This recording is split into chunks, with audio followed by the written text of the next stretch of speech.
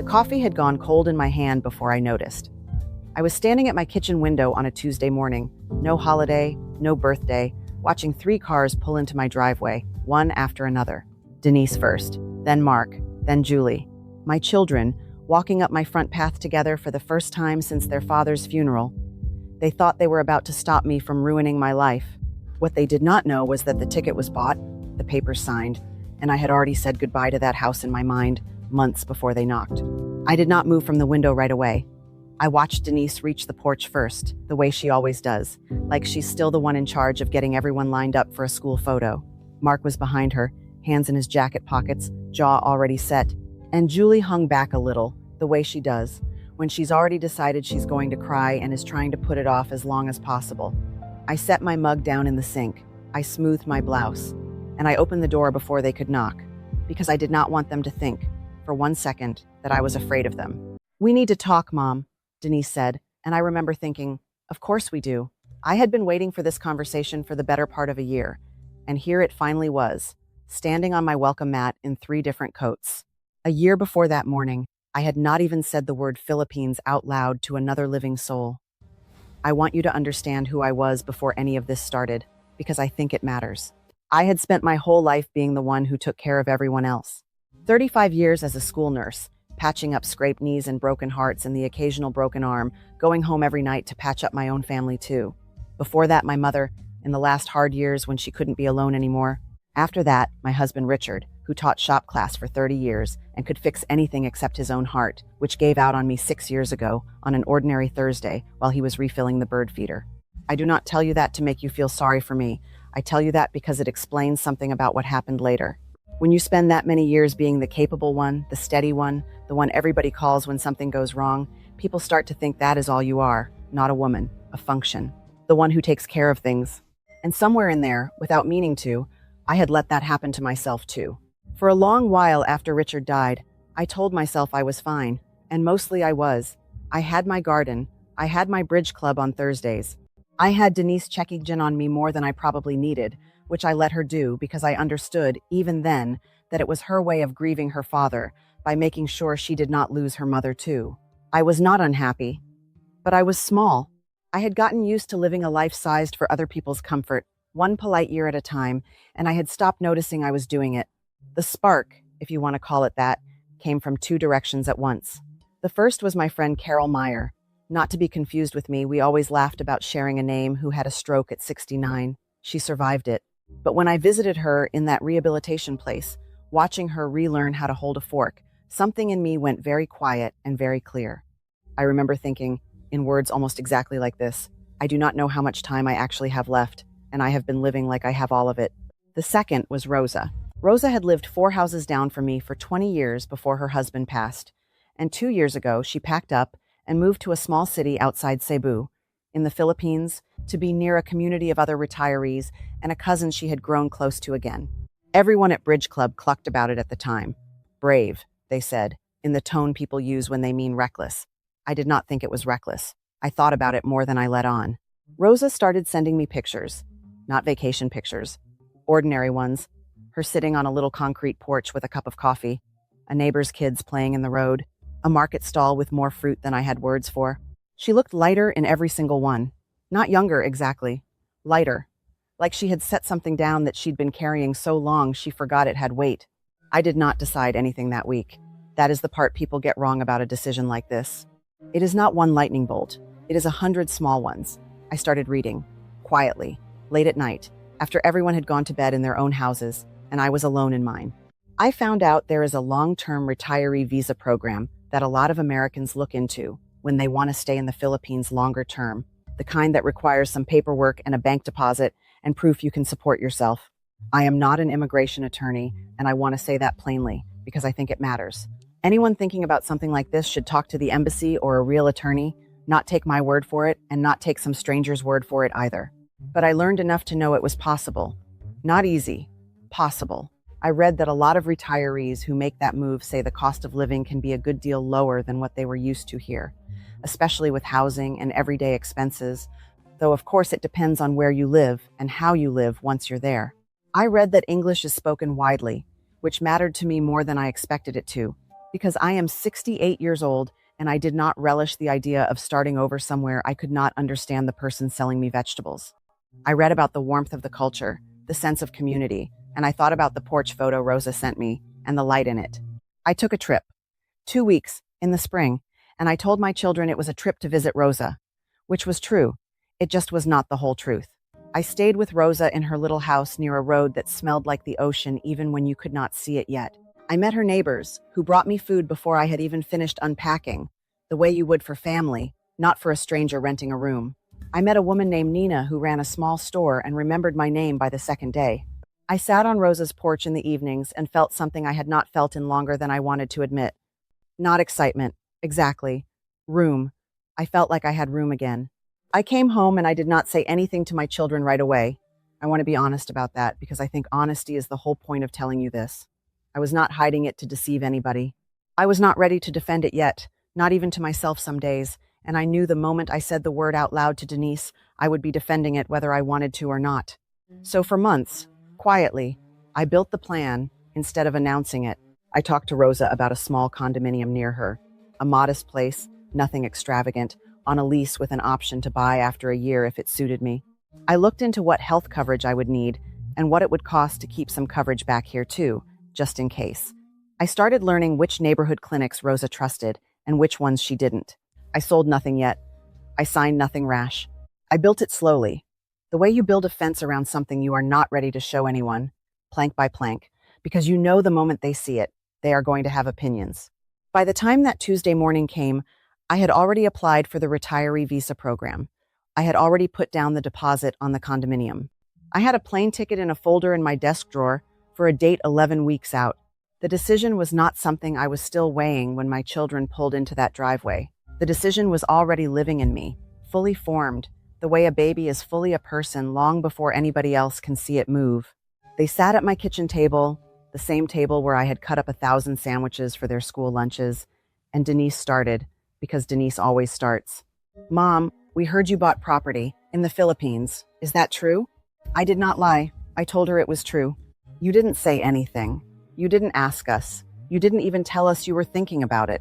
I'm telling you now, I said, and I heard how thin that sounded even as it left my mouth. Mark leaned forward with his hands folded on the table, the posture he uses at work, I imagine, when he is about to walk someone through a spreadsheet they do not want to look at. I'm not trying to fight with you, he said, and I believed him. Because Mark does not fight, Mark builds a case. I looked some of this up. The visa programs change, the requirements aren't always clear, and if something goes wrong with the property, you are going to be an ocean away from anyone who can help you sort it out. There are people who target retirees exactly like this. It happens more than you'd think. I know that, Mark. I read the same things you did. Then you know it's a risk. Everything is a risk. Staying here alone in this house at 68 is a risk too. Nobody sat me down at this table to talk about that one. Julie had not said anything yet, and I could see it building in her the way weather builds before it breaks. When it came, it did not come as anger. It came as grief, plain and unguarded. Emma is 9, Mom. She is going to be a teenager while you're gone. She's going to have a whole childhood I'm not there for, and neither are you. Not really. Not the way you've been there for every single one of her birthdays since she was born. Her voice cracked on the word birthdays. I don't want my daughter to only know her grandmother through a screen. That one landed. I will tell you honestly, that one landed harder than anything Mark said about visas or anything Denise said about property, because Julie was not talking about risk. She was talking about love and about loss, and there is no spreadsheet for that. But it was Denise who said the thing that actually stopped me. You fell, Mom. The room went quiet. 3 months ago, you fell in the kitchen and you never told any of us. Rosa mentioned it to me on the phone, like it was nothing, like she assumed I already knew. You bruised your hip. You could not get up off this floor for almost 10 minutes, alone, and you didn't call any of us. Not one of us. And now you want to move to the other side of the world where, if that happens again, nobody is coming. I had not planned on that coming up. I had told myself it was a small thing. A bruised hip, no trip to the emergency room, nothing broken, nothing to worry anyone over.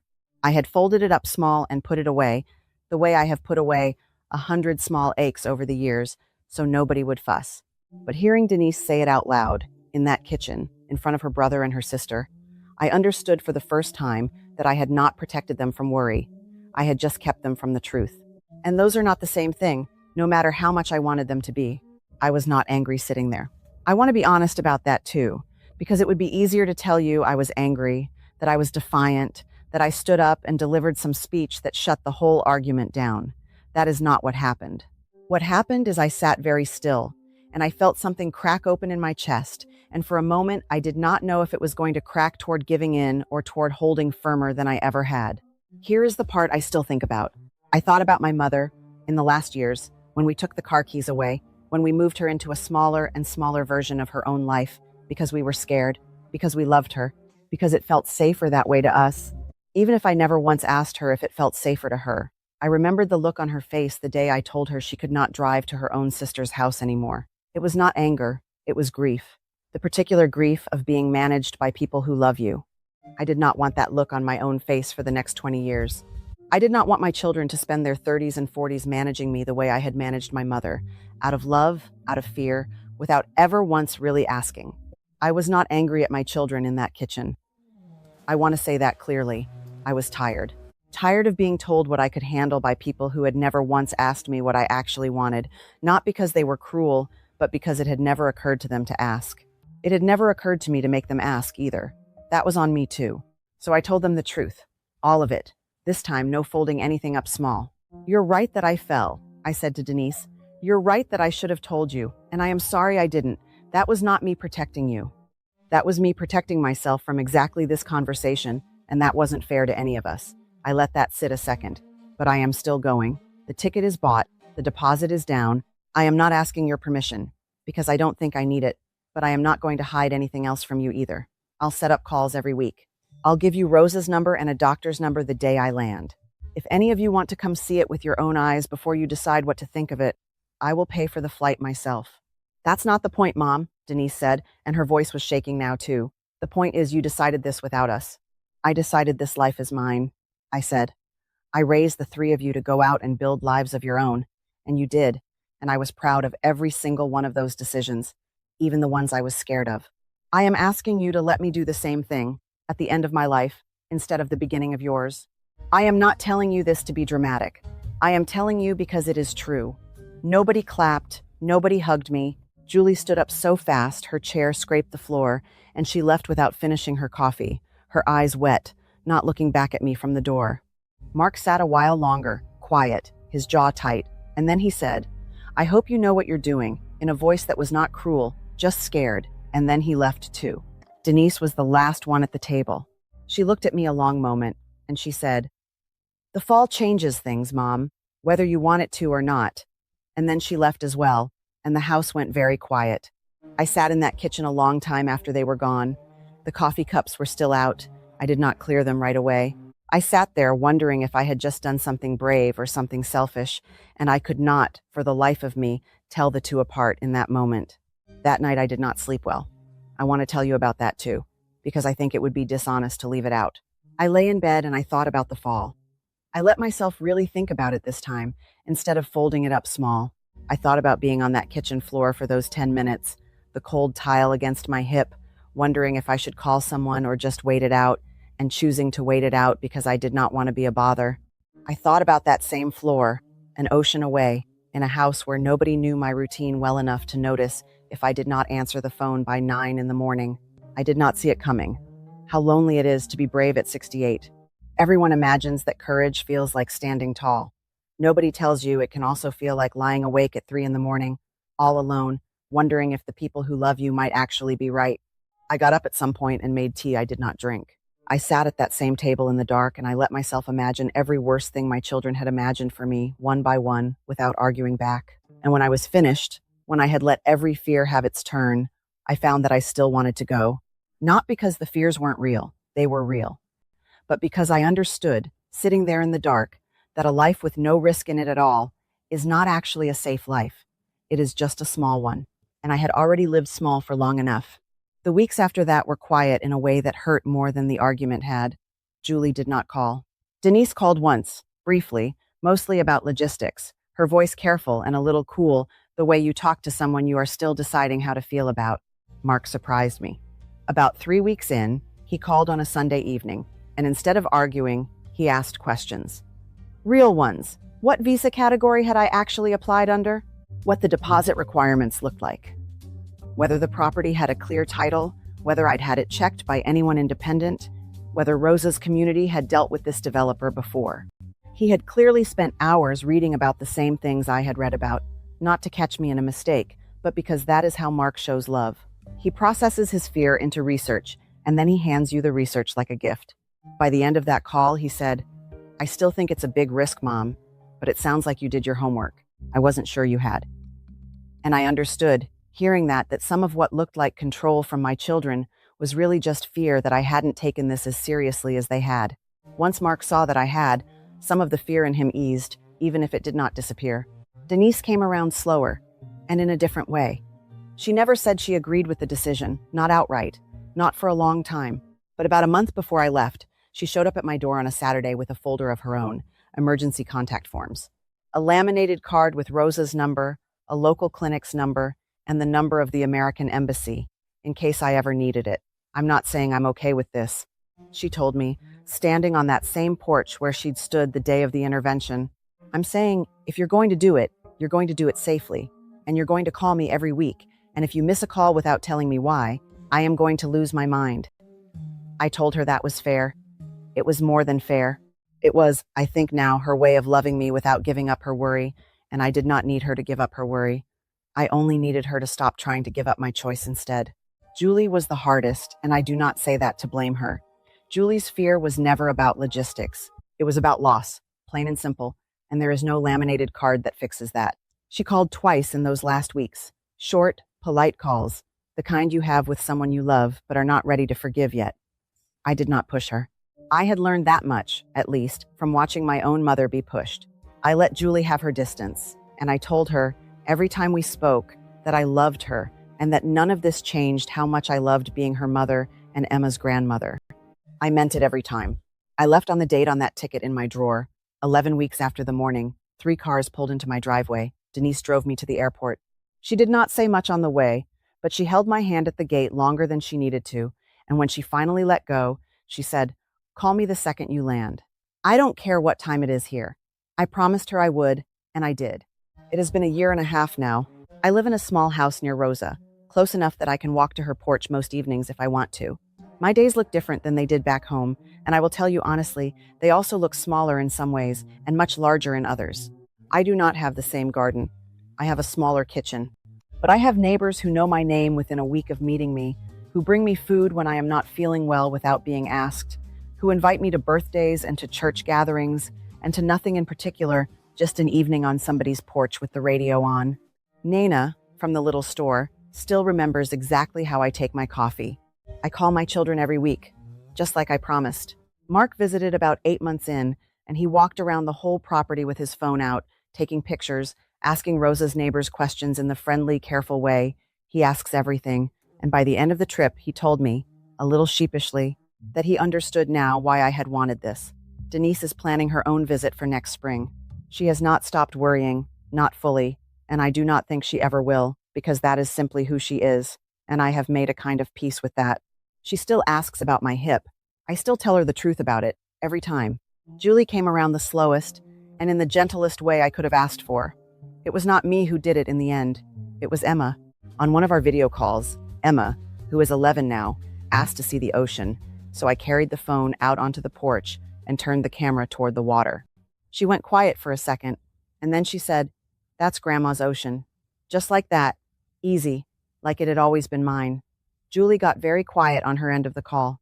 A few weeks later, she sent me a message, longer than her usual short ones, saying she was starting to understand why I needed this, even if it still scared her, and that she missed me, and that she was proud of me, in the same sentence, which I think is the most honest thing anyone said to me through this whole year.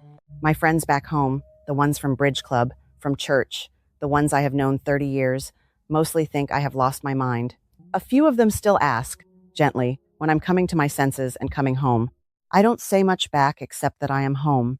They mean well.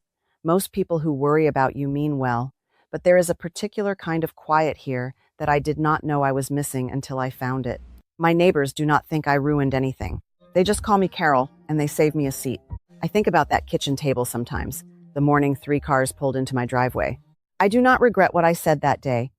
Even the parts that were hard to say, even the part where I had to admit I had hidden something from my own children out of pride more than kindness. I have thought a great deal this past year and a half about what it means to be underestimated because of your age. Nobody sets out to do it cruelly. It comes wrapped in love almost every time. It sounds like concern. It looks like a folder of emergency numbers, or a spreadsheet of visa risks, or a granddaughter's tears at a kitchen table. But underneath all of it is the same quiet assumption that once you pass a certain age, your judgment about your own life stops being fully your own. I do not believe that. I did not believe it about my mother, even when I was the one taking her keys, and some nights I still carry the weight of that.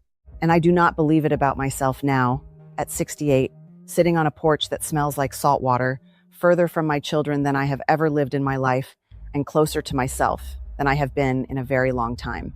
Getting older does not mean losing the right to choose your own life, and loving someone does not always mean agreeing with them. My children love me. I have never once doubted that, not even in the quietest weeks after that intervention, not even lying awake at 3 a.m. wondering if they were right.